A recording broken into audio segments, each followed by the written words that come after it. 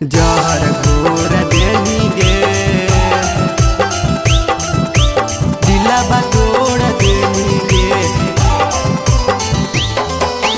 जहर घोर देनी गे।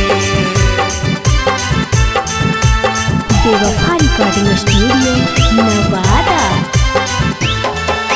मिलल है तोरो सजनमा हमरा छोड़ देंगे, मिलल है तोरो सजनमा हमरा छोड़ देंगे, दिलवा तोड़ देंगे जहर घोर देंगे, दिलवा तोड़ देंगे जहर घोर देंगे। कौन कमी रहे कि मुहमा मोड़ लेंगे, कौन कमी रहे कि मुहमा मोड़ लेंगे, दिलवा तोड़ देंगे जहर घोर देंगे, दिलवा तोड़ देंगे जहर घोर देंगे, जहर घोर देंगे दिलवा तोड़ देंगे जहर घोर देंगे।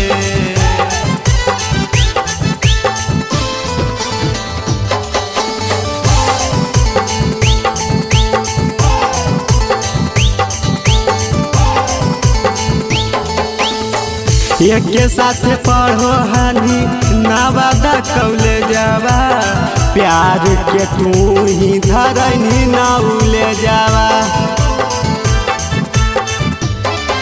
एक के साथ पढ़ो हानि नवादा कॉलेजवा, प्यार के तू ही धरनी नाउले जावा।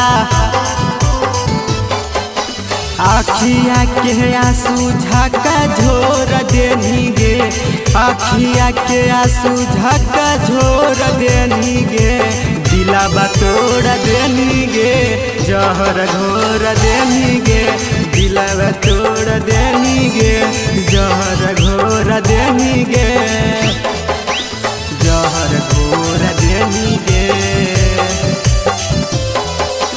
दिलवा तोड़ देंगे जहर घोर देंगे।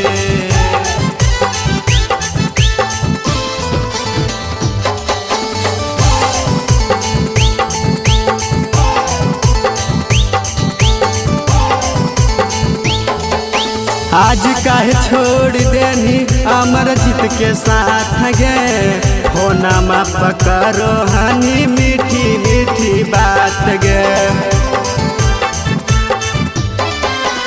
आज काहे छोड़ देनी सोनू के साथ गे, होना मा पकड़ो हानि मीठी मीठी बात गे।